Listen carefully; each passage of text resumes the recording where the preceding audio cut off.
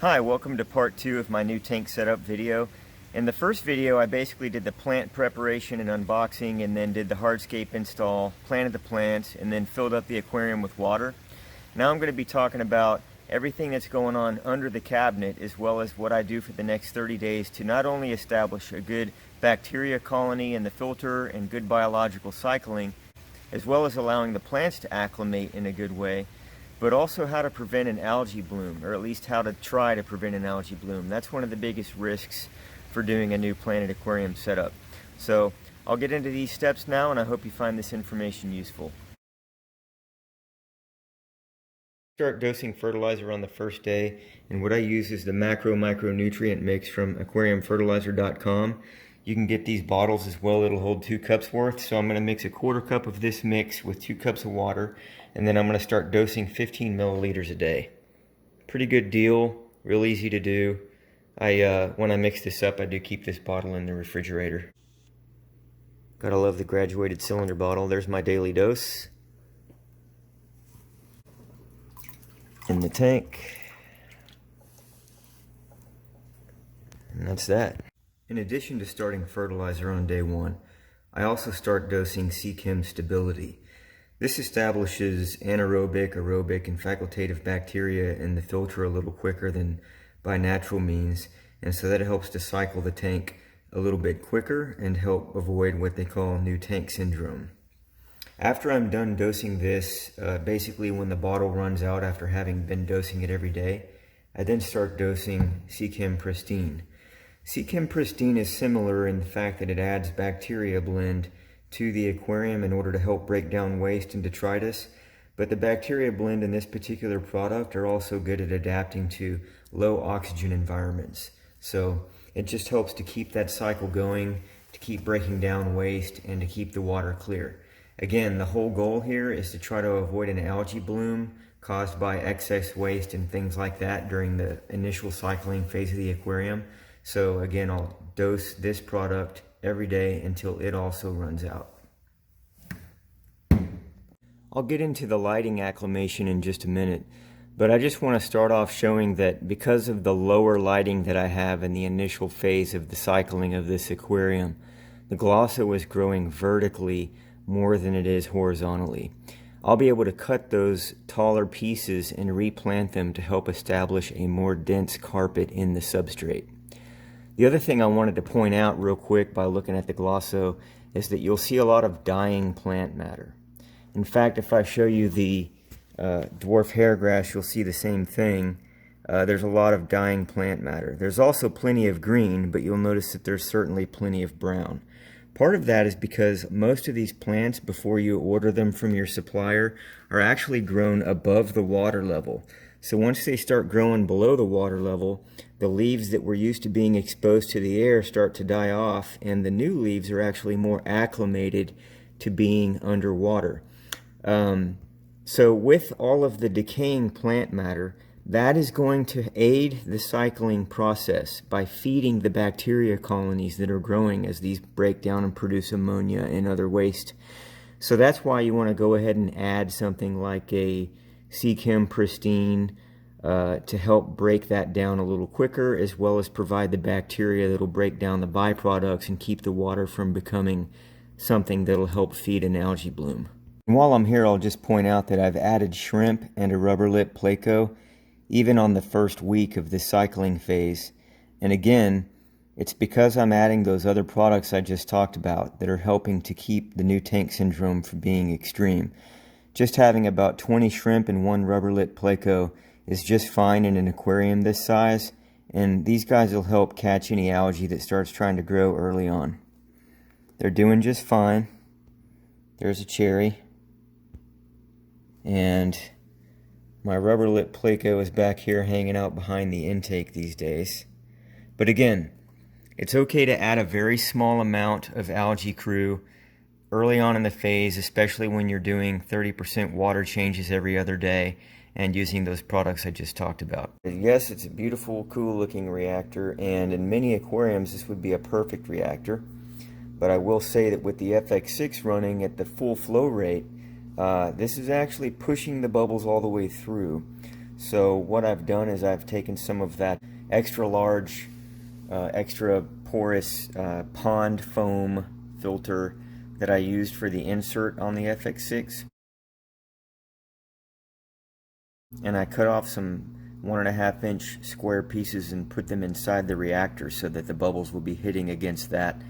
And I noticed that even with that, it did reduce the amount of bubbles that were going into the tank, but it wasn't enough. And I think it's just because with a 2-inch pipe and with this length of a reactor with the flow rate of the FX6, it's just too strong and it pushes the bubbles all the way into the tank.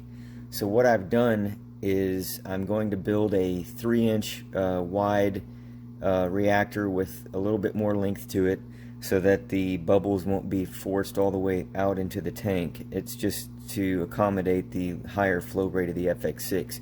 In the meantime, while I'm waiting for some of the fittings that I need for that I've ordered online, in order to make sure that I'm getting the CO2 dissolved into the water at about this rate right here, I think that's probably about 2.5 bubbles a second. I've taken the outflow on the aquastop valve and turned it down by 50%. And it's okay to do this. I don't really need 100% flow rate while I'm acclimating the tank anyways. And I've also validated with Fluval that it's okay to run it at 50% cutoff. You don't want to exceed that, but the motor should be able to adjust according to the sensed pressure, and Fluval themselves have verified that it's okay to run it at 50%. So what that does is reduce the water flow on the reactor, and so the CO2 is now staying in the reactor and dissolving in the water. And if you look at the outflow, there are no bubbles coming out. So that's what I'm going to do while I wait on the parts that I need to finish building the larger reactor, and that'll help me make sure that my Glosso and everything is getting the amount of CO2 that it needs while they're acclimating. I also have a CO2 drop checker, and right now it's looking a little blue, but it's early in the morning. The CO2 just kicked on about an hour and a half ago, so I'm sure in a little while it'll turn green. 2 hours later.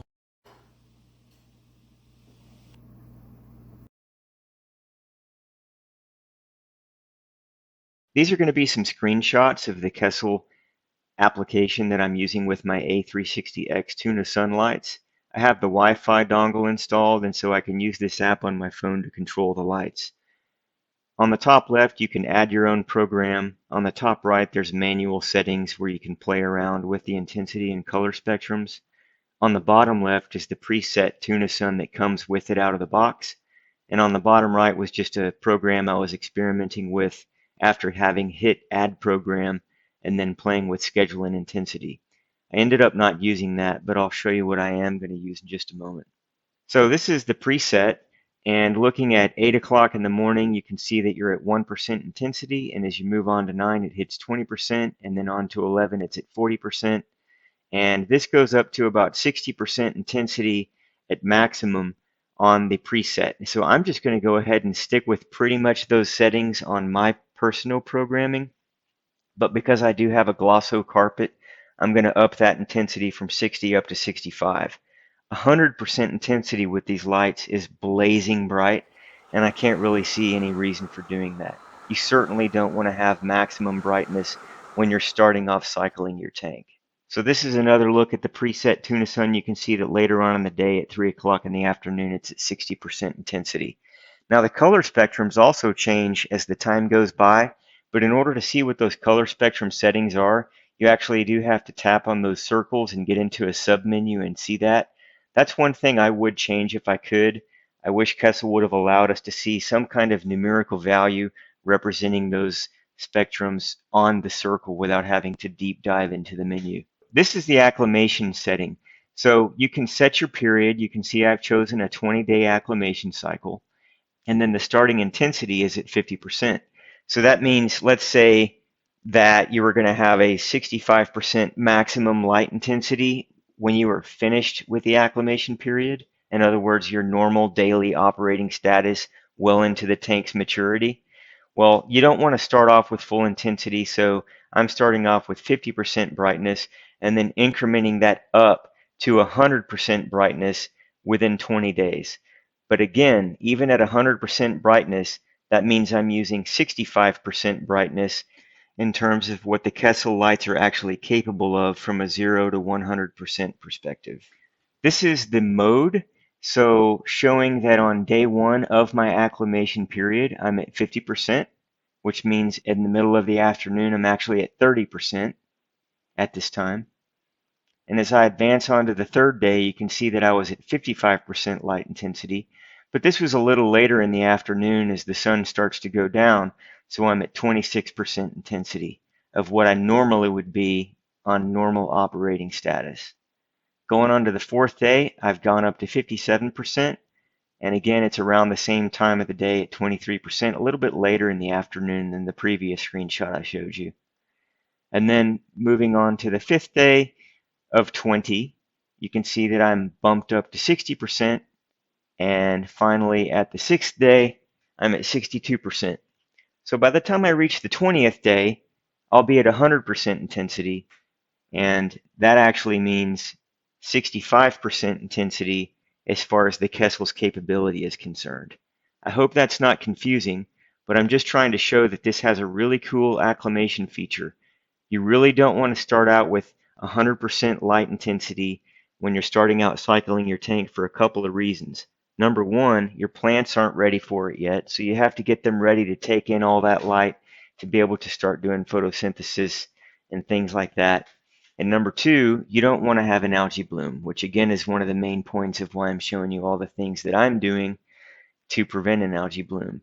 You have to get your tank acclimated, you have to get your plants ready and willing to take in all that light, and it's good to spend about 20 days to a month to slowly reach the full lighting intensity that you plan to have. Okay, this is really hard to follow. That is the problem, sir. Perhaps I haven't made myself clear.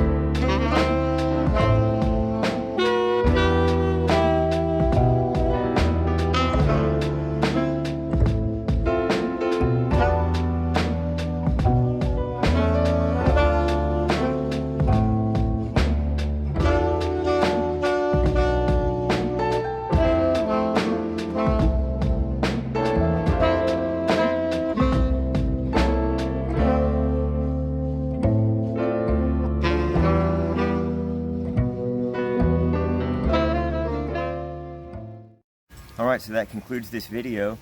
I hope you found the information useful. And whether you're new to the hobby or have been around it for a long time, please feel free to add any questions, comments, recommendations in the comments section. I'm always trying to learn as much as I can, and I hope we're all learning together. Please subscribe to my channel if you want to see any updates. Pretty soon I'll be ordering cardinal tetras and discus and adding those to the tank, as well as posting, failures or fixes to problems I've encountered. So looking forward to doing that, and see you here next time, hopefully. Thank you.